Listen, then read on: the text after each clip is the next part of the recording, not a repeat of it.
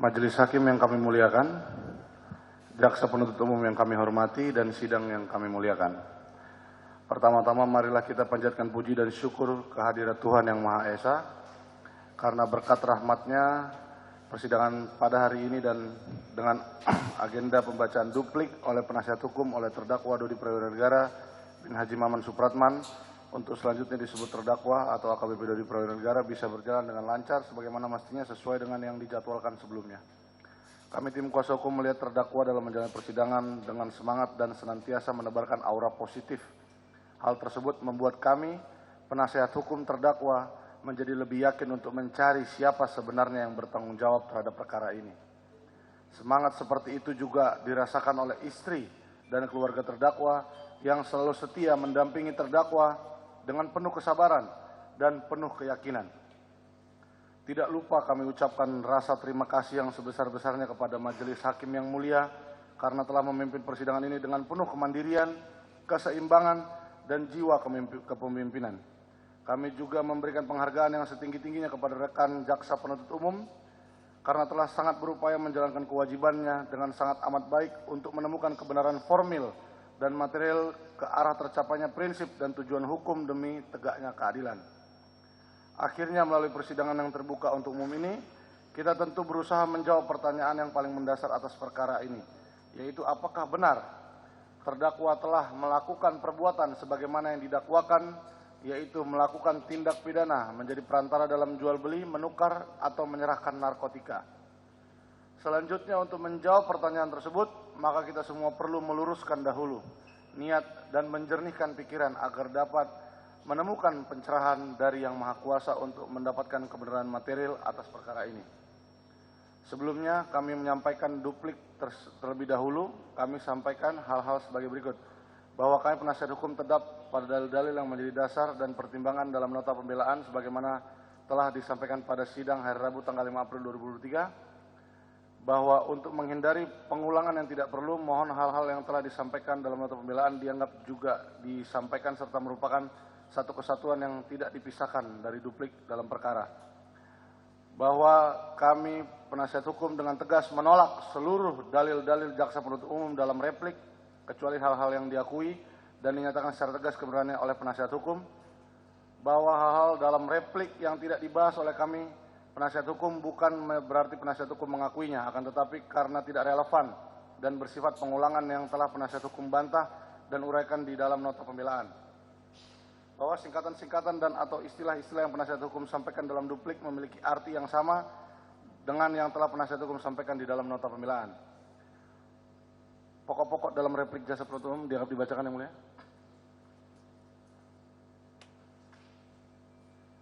Kami langsung kepada tanggapan terhadap replik Jaksa Penuntut Umum yang mulia.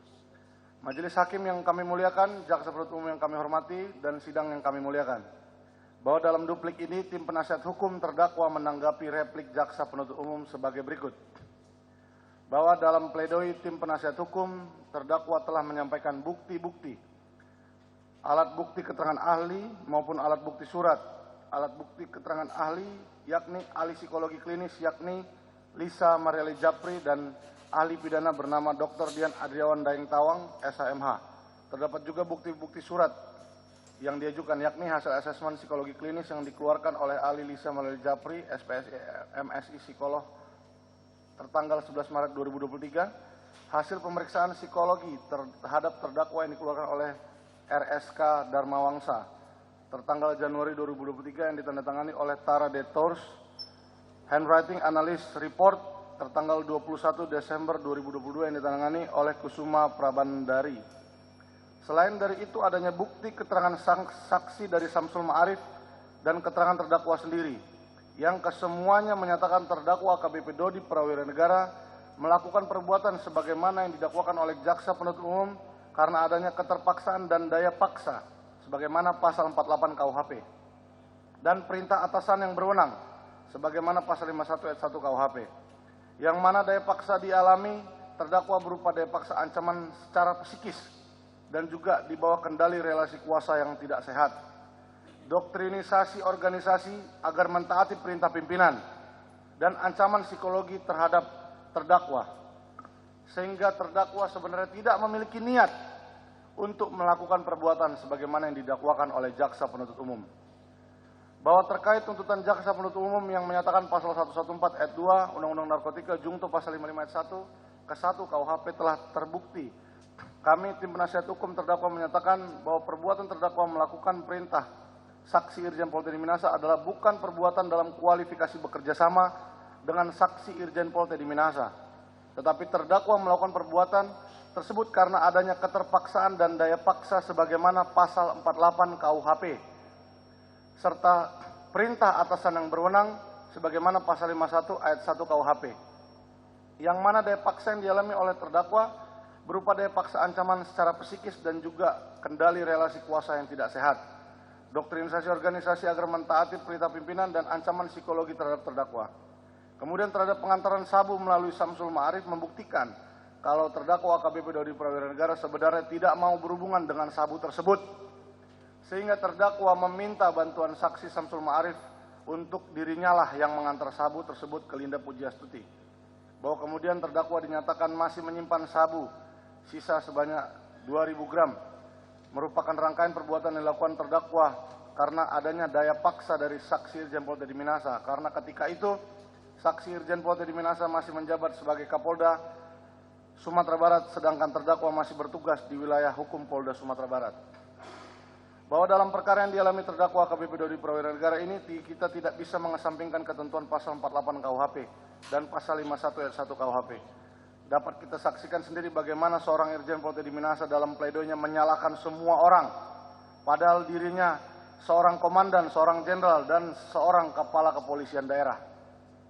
Bahwa tidak ada rasa segan dan malu dari seorang Irjen Pol Teddy Minasa membawa-bawa nama Direktur Narkoba dan Wakil Direktur Narkoba Polda Metro Jaya dalam pledoinya, yang seolah-olah semua ini terjadi karena perintah pimpinan dan memposisikan dirinya tidak bersalah. Padahal di sisi lain jelas ada bukti fisik berupa chat WhatsApp dan juga bukti-bukti lain yang tidak terbantahkan mengenai adanya perintah Irjen Pol Teddy Minasa kepada terdakwa AKBP Dodi Prawira Negara. Di sini kita dapat melihat betapa beraninya Irjen Pol Teddy Minasa, betapa nekatnya Irjen Pol Teddy Minasa untuk terus menarik-narik orang lain yang tidak ada hubungannya dengan perbuatannya yang memerintah terdakwa AKBP Dodi Prawira Negara untuk menyisikan barang bukti berupa sabu dari Polres Bukit Tinggi. Cukup hanya terdakwa AKBP Dodi Prawira Negara dan Linda Pujiastuti yang ditarik ke dalam lembah hitam. Jangan lagi ada pihak-pihak lain yang telah menjalankan tugas dengan baik dinarasikan yang tidak benar dan hendak dijerumuskan oleh Irjen Pol Teddy Minasa. Bahwa sikap keras kepala, arogan, dan berlebihan Irjen Pol Teddy Minasa tidak cukup sampai di nama Direktur dan Wakil Direktur Narkoba Polda Metro Jaya. Namun juga ketika di dalam pledoinya, Irjen Pol Teddy Minasa menyinggung nama ayahanda terdakwa AKBP Dodi Prawira Negara, yaitu Bapak Maman Supratman, yang dinarasikan oleh Irjen Pol Teddy Minasa seolah-olah dijebak atau dikerjai oleh Bapak Maman Supratman. Bagaimana mungkin yang mulia majelis hakim, seorang Bapak Maman Supratman yang hanya merekam dan berbicara singkat dengan Irjen Pol Teddy Minasa disebut menjebak atau mengerjai Irjen Pol Teddy Minasa. Terlebih disebut mempengaruhi independensi hakim. Irjen Pol Teddy Minasa ini keblinger yang mulia. Majelis hakim, asal sikat sana, sikat sini, tidak peduli orang lain. Bahkan Bapak Maman Supratman yang telah berusia 74 tahun pun diposisikan menjadi orang yang jahat dalam perkara ini oleh Irjen Pol Teddy Minasa. Bahwa tidak hanya ayahanda terdakwa AKBP Dodi yang disalahkan oleh Irjen Pol Teddy Minasa, namun juga istri dari terdakwa AKBP Dodi, yaitu Ibu Rahma Dharma Putri, yang dinarasikan Irjen Pol Teddy Minasa juga ingin menjebak dirinya dengan datang kepada Irjen Pol Teddy Minasa dengan skenario meminta pertolongan, padahal suatu hal yang sangat wajar seorang bayangkari meminta bantuan dan pertolongan kepada atasan atau komandan suaminya terhadap permasalahan yang dihadapi oleh keluarganya. Dan atasan atau komandan tersebut justru harus memberikan bantuan dan pertolongan kepada keluarga bawahan tersebut, atau paling tidak memberikan solusi. Namun siapa sangka, ternyata permintaan tolong itu Ibu Rahma Dharma Putri kepada Irjen Pol Teddy Minasa justru dimanfaatkan oleh Irjen Pol Teddy Minahasa dengan memberikan skenario buang badan dan mencari kambing hitam kepada Samsul Ma'arif. Tentunya hal tersebut ditolak dengan tegas, baik oleh terdakwa AKBP Dodi Prawiranegara, Bapak Supmaman Supratman, dan keluarga besar terdakwa AKBP Dodi Prawiranegara. Dan sikap terdakwa AKBP Dodi Prawiranegara pun jelas dan tegas, yaitu membongkar perkara ini dengan seterang-terangnya dan sejelas-jelasnya tanpa harus ada yang ditutupi. Bahwa dalam perkara ini kita semua dapat melihat begitu beraninya Irjen Pol Teddy Minahasa berbicara ngawur dan mengada-ada di dalam persidangan. Hal ini menunjukkan sikap keras hati dan kasar dalam kesehariannya, sehingga wajar apabila seorang bawahannya menjadi takut kepada Irjen Pol Teddy Minahasa, karena orang seperti Irjen Pol Teddy Minahasa adalah tipikal orang yang tidak bisa dibantah, tidak dapat menerima penolakan dan ingin menang sendiri. Lantang suara Irjen Pol Teddy Minahasa dengan bukti-bukti yang jelas dan tidak terbantahkan mengatakan dirinya tidak bersalah. Jarinya menunjuk hidung semua orang, sehingga semua orang menjadi bersalah di hadapannya. Hanya dirinya lah yang paling benar. Orang inilah yang dihadapi oleh terdakwa AKBP Dodi Prawiranegara dalam perkara penyisian barang bukti narkotika jenis sabu Polres Bukit Tinggi. Orang inilah yang menjadi jenderal, atasan, dan komandan dari terdakwa AKBP Dodi Prawiranegara. Majelis Hakim yang kami muliakan, Jaksa Penuntut Umum yang kami hormati, dan sidang yang kami muliakan, bahwa dalam duplik ini kami tim kuasa hukum terdakwa menyampaikan kesimpulan dalam perkara ini, yakni bahwa terdakwa AKBP Dodi Prawiranegara melakukan perbuatan sebagaimana yang didakwakan oleh Jaksa Penuntut Umum karena adanya keterpaksaan dan daya paksa sebagaimana pasal 48 KUHP, serta perintah atasan yang berwenang sebagaimana pasal 51 ayat 1 KUH pidana. Yang mana daya paksa yang dialami terdakwa berupa daya paksa ancaman secara psikis dan juga di bawah kendali relasi kuasa yang tidak sehat, doktrinisasi organisasi agar mentaati perintah pimpinan, dan ancaman psikologi terdakwa. Sehingga terdakwa sebenarnya tidak memiliki niat untuk melakukan perbuatan sebagaimana yang didakwakan oleh Jaksa Penuntut Umum.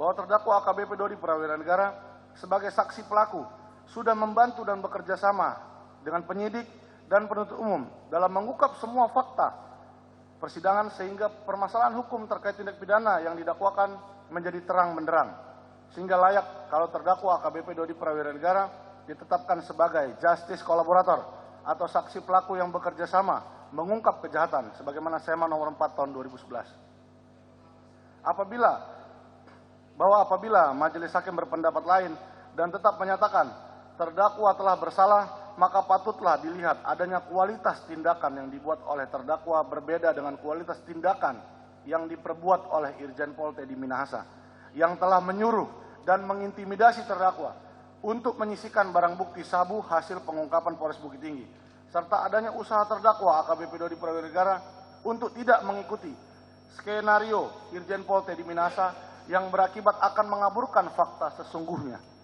sehingga keadilan dan kebenaran akan sulit terungkap dalam perkara ini.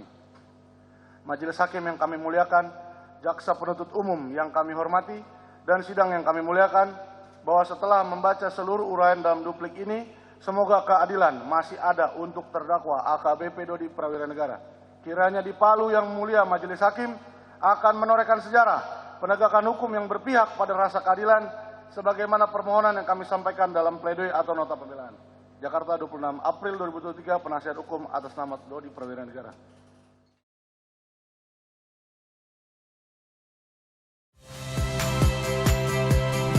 Saya Rahmat Ibrahim. Saksikan program-program Kompas TV melalui siaran digital, pay TV, dan media streaming lainnya. Kompas TV, independen, terpercaya.